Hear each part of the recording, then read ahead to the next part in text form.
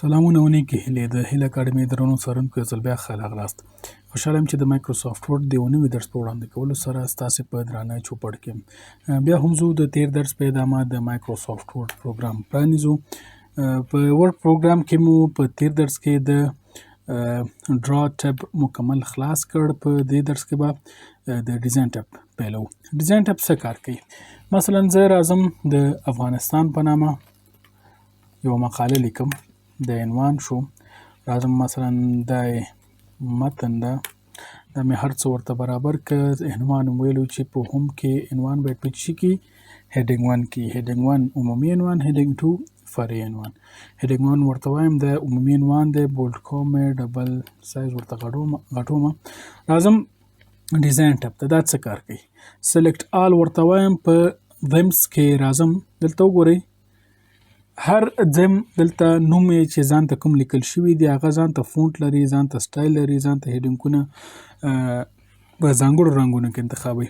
په هر یو باندې چې دلته زه کلیک کوم موز وړم هغه ډیزاین دلته راښکاره کېږي. نو دغه ډیمونه دي چې لیست څخه انتخابوی شو. همداسې ټایټل برخه کې څه کار کوي؟ ټایټل برخه په دې شکل ته وګورئ، عنوان ځای راته په دې شکل نښه کوي. دلته ډیزاین نشته، په کوم رقم چې تاسو په ماوس وړئ په هغه رقم یې تاسو ته برابروي. دلته وګورئ دا ټول ټایټلونه دي چې کولی شئ له دې څخه یې د خپل عنوان لپاره انتخاب کړئ. دم چې و هغه مکمل شوی د خپل نوټ یا چپټر لپاره مکمل دغه برابروله ډیزاین یا مشخص فونټ او رنګونه، او ټایټل برخه کې د عنوان لپاره ځانګړی ډیزاین انتخابوي. کلرز څه کار کوي؟ له دې څخه د کلرینګ پکیج ورته انتخابولی شئ. دلته وګورئ مثلا زه راغلم دغه رنګ مې انتخاب کړه، مثلا راځم ورته یم دغه رنګ. دلته وګورئ ټایټلز کې مکمل تغییرات راغی، دغه رنګونه ورته انتخاب شو. ګورئ په دې باندې چې موز وړم دغه رنګونه دي. دلته بل رنګ که انتخاب کوم، مثلا ورته یم چې شنه رنګونه دي پکې ډېرې، په دې باندې کلیک کوم، دلته وګورئ شنه رنګونه پکې راځي په دغه شکل. فونټس دلته کولی شو فونټ ورته انتخاب کو، د ټایټل لپاره کوم فونټ غواړئ، یعنې چې کوم عنوان یا هیډینګ ته انسرټ کوئ یا کومې برخې ته کوم متن ته هیډینګ انتخابوئ د هغه رنګ سره دی کار لري، نور متن سره نه. دلته وګورئ فقط ما ته هیډینګ 1 انتخاب کړی، له دې څخه کولی شم مکمل شو کوم د عنوان ته ډیزاین ورکم.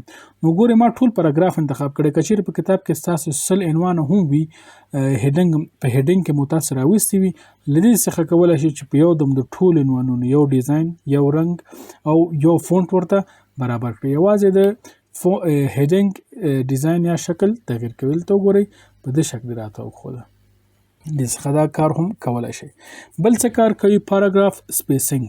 موږ ویلو چې دا له څو جملې سره یو ځای شي پاراګراف تشکیلوي. دې څخه دې پورې یو پاراګراف ده، دې څخه بل ځای پورې بل پاراګراف. همداسې دا هر یو تقریبا په دې کې ټول څو پاراګرافونه دي؟ 15 پاراګرافونه. د دې ترمنځ فاصلې څومره اوسي؟ له دا کولی شو له دې څخه ورته انتخاب کو. ډبل، ریلیکسډ، اوپن، ټایټ، کمپیکټ او نو سپیس، یعنی فاصله دې پکې نه اوسي. دا څخه کولی شو دا هم انتخاب کو.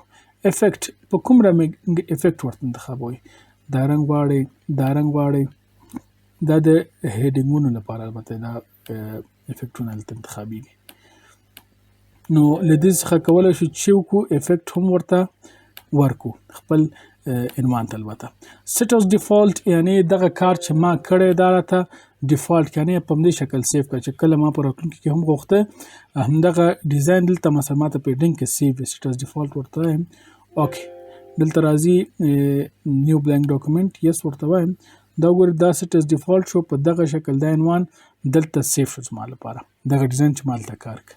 نو دا د په ډیزاین ټیب کې د دیم، ټایټل، کلرز او فونټ برخې وي.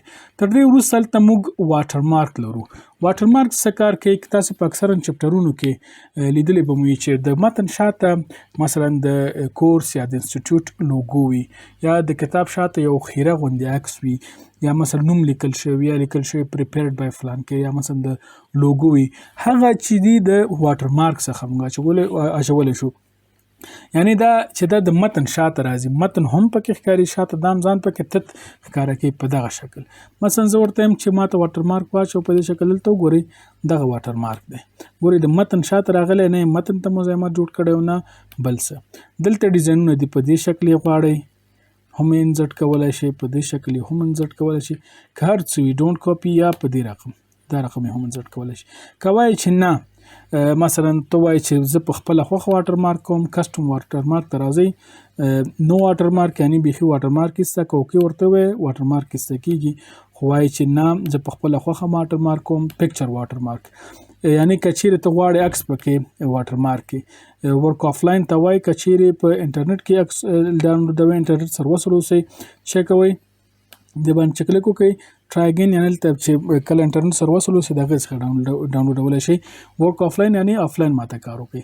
چېرته چې مو عکس وي هلته ځئ، عکس انتخابوئ او په دې سره چې کوئ انتخابوئ، دلته په بیکګراوند کې که لوګو وي یا خپل عکس مو هر څه وي هغه په بیکګراوند کې راځي او واټر مارک کوئ. خو زه عکس په کمپیوټر کې فعلا نه لرم، هغه برخه زه پرېږدم، ټکسټ واټر مارک ته راځم، دغلته خپل متن چې کومه انزرټ کوم. مثلا ورته وایم چې prepared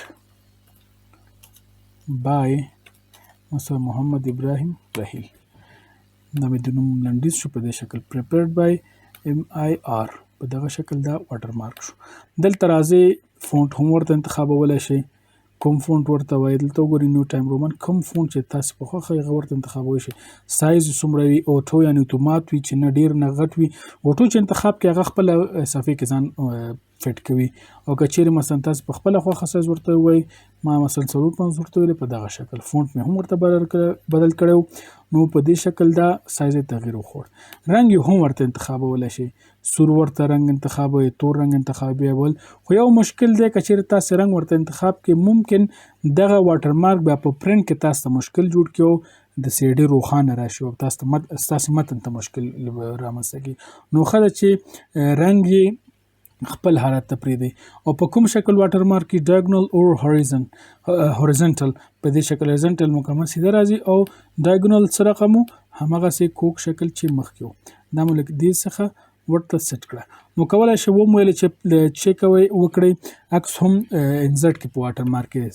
پکچر واټر مارک باندې راشئ، سلیکټ پکچر، چې هر چېرته تاسې عکس وي ورک آفلاین کلیک کړئ، دلته راشئ عکس مو انتخاب کړئ، مثلا تاسو د انسټیټیوټ لوګو دی، اساس دفتر لوګو ده، په واټر مارک کې ډېر ښه ښکاري، نو هغه کولی شئ له څخه پکې انزرټ کړئ. نو دا زموږ د نن ورځې درس په راتلونکي درسونو کې به پیج بارډر ووایو چې دا هم ډېر دلچسپه درس او مهم دی په چپټرونو، حتی په سرټیفیکیټونو ډیزاین کې کار کوي. دا به لږ بیا په اډوانس توګه یو څه ووایو. نو تر دې په دې درس کې مو د ډیزاین ټیب لومړی برخه ولوسته چې تقریبا خلاص مو کړ، فقط 2 برخې پاتې چې هغه په راتلونکي درس کې وړاندې کړو. نو دا زموږ د نن ورځې درس، خدای دې چې یو څه مو ترې زده کړي وي. تر بیا ښې چارې.